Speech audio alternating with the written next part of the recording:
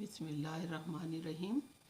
आज का मेरा लेक्चर का मौजू है सनाए बदाए। सनाए बदाए शायर अपनी शायरी में शायरी के हुस्न को दोबारा करने के लिए, शायरी को खूबसूरत बनाने के लिए इस्तेमाल करते हैं। तो आपके लिए ये लफ्ज़ यकीनन ज़रा मुश्किल लग रहा होगा, लेकिन आज मेरा ये जो लेक्चर है ये मैट्रिक के तलबा व तालिबात और फर्स्ट ईयर सेकेंड ईयर के तलबा व तालिबात के लिए है। तो वो तलबा व तालिबात जो बोर्ड में बहुत अच्छे नंबर लाना चाहते हैं उर्दू में, तो वो जब शेर की तशरीह करेंगे तो उसमें जब ये बताएंगे कि ये शेर, इस शेर में जो है शायरी की कौन सी सनत पाई जाती है, तो एग्ज़ामिनर जो है वो यकीनन समझ जाएगा कि इसको उर्दू के जो है मालूमात है। सनाए बदाए, ये लफ्ज़ यकीनन आपको मुश्किल लग रहा होगा, और ये मैं आज का मेरा लेक्चर जो है उन असातिज़ा के लिए भी है कि जिन्होंने अभी तदरीसी फ़राइज़ अंजाम देने शुरू किए हैं और उर्दू का सब्जेक्ट वो पढ़ाते हैं, तो वो भी यकीनन इससे भरपूर फ़ायदा उठा सकेंगे। तो सनाए लफ्ज़ जो है सनत की जमा है और जिसके लफ्ज़ी मायने हैं कारीगरी, और इसको शायरी का ज़ेवर भी कहा जाता है, क्योंकि इसी के ज़रिए से शायर अपने शेर में खूबसूरती पैदा करता है। और जिस तरह इसकी मिसाल इस तरह मैं दूँ कि जिस तरह ख़वातीन जो है जब कहीं जाती हैं पार्टी में, तो वो अपने आप को तैयार करती हैं, ज़ेवर पहनती हैं, अच्छे कपड़े पहनती हैं, और इस तरह उनके हुस्न में और फिर मेकअप करवाती हैं, तो उससे उनके हुस्न को चार चांद लग जाते हैं। इसी तरह से सनाए बदाए भी जो है वो शायरी के हुस्न को जो है वो दोबाला करते हैं। बदाए जो है वो बदी की जमा है और इसके मायने हैं अनोखी और ताजगी रखने वाली चीज़ें। ये वो इल्म है यकीनन, जैसा कि मैंने पहले भी आपको बताया कि इससे कलाम में हुस्न पैदा होता है। और फिर वही मिसाल के हम कोई भी चीज़, जैसे फ़र्ज़ करें कि हम कपड़े ही बनाते हैं, तो उसको भी जो है जब उसको सिलवाने जाते हैं तो उसमें बेले लगवाते हैं, उसमें बटन खूबसूरत लगवाते हैं, और कोशिश हमारी ये होती है कि हमारा लिबास बेहतरीन तैयार हो। तो इसी तरह शायर भी जब शायरी करता है तो वो सनाए बदाए के ज़रिए से जो है अपनी शायरी के निखार को, शायरी को निखार बख्शता है, और शायरी जो है उसकी जो है वो बहुत ज़्यादा पसंद की जाती है। तो अब हमें देखना है कि शायरी, ये सनाए बदाए है क्या। इस सनाए बदाए की कई किस्में हैं, क्योंकि आपके लिए ज़रा थोड़ा सा समझना मुश्किल हो रहा होगा।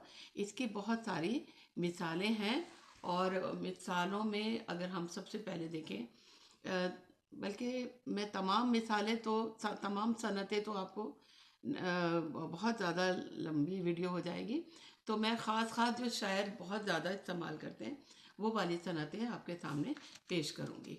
सबसे पहली जो सनत है वो है हुस्न तालील। हुस्न तालील के मायने जो हैं वो इल्लत और तौजीह के हैं, और यानी कोई वजह पेश करना, शायरी में कोई वजह पेश करना।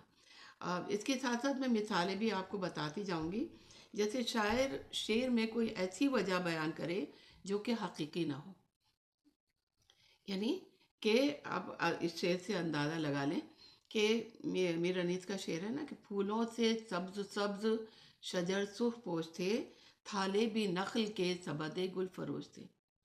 या फिर ख्वाहा थे नखल गुलशने जहरा जो आपके, शबनम ने भर दिए थे कटोरे गुलाब के।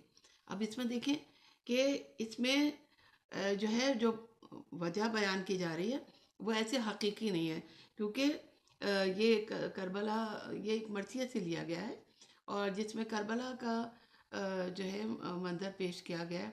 करबला में आप जानते हैं कि इराक़ में कितनी सख्त गर्मी होती है, वहाँ इतना खूबसूरत मौसम नहीं हो सकता, लेकिन शायर ये बता रहे हैं कि फितरत जो है वो किस तरह से इमाम हुसैन से अपनी मोहब्बत का इजहार कर रही थी, اور کس طرح سے جو ہے وہ تمام جو تھے درخت تھے وہاں کے، اور جو خوبصورتی تھی کربلا کی، جبکہ ایسا نہیں تھا، وہاں کوئی ایسی خوبصورتی نہیں تھی، لیکن وہ یہ بتا رہے ہیں شاعر کہ وہ کس طرح سے وہ خوبصورتی جو اس وقت پیدا ہو گئی تھی، وہ در حقیقت یہ چاہتے تھے کہ امام حسین یہاں پر آئیں اور یہاں پر آ کے ہم انہیں پانی پیش کر سکے۔ تو اس کے لیے انہوں نے شبنم نے بھر دیے تھے کٹورے گلاب کے، شبنم نے گلاب کے کٹوروں میں، یعنی شبنم کے پانی کے قطرے جو ہیں وہ گلاب کو یہاں پر جو ہے وہ کٹورے سے تشبیہ دی، اس میں وہ پانی جمع کریں اور امام حسین کی خدمت میں پیش کر سکیں۔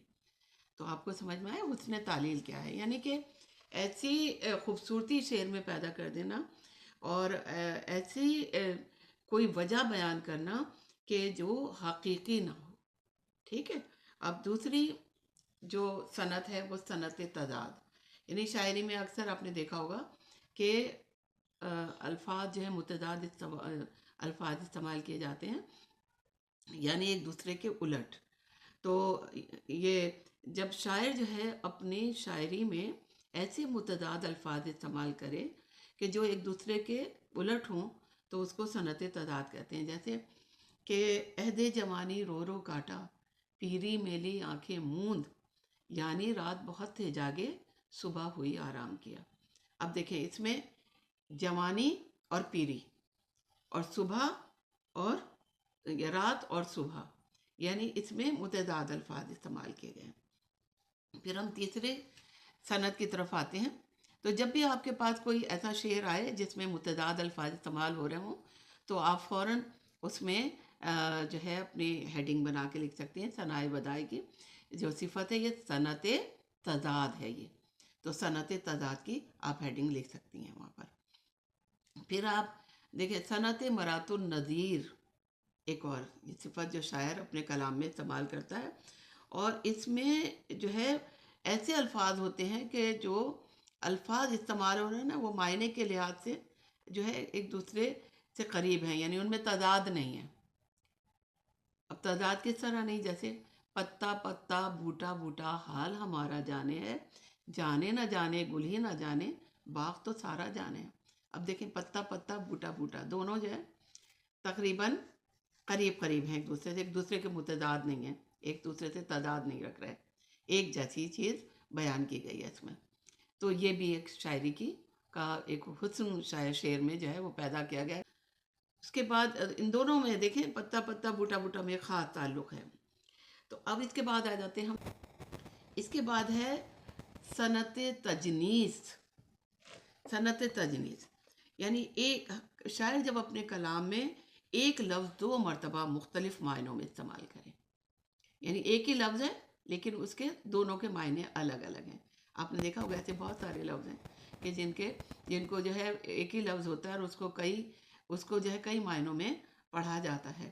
تو شاعر اپنی شاعری میں حسن پیدا کرنے کے لیے ایسے لفظ بھی استعمال کرتے ہیں کہ جو یعنی جس کے دو معنی ہوتے ہیں۔ جیسے دھرتی پہ وہ پاؤں جب بھی دھرتی ہے، دھرتی اس کے بوجھ سے آنکھیں بھرتی ہے۔ اب دیکھیں دھرتی زمین ہے، اور دھرتی یعنی قدم جمانا، پاؤں رکھنا۔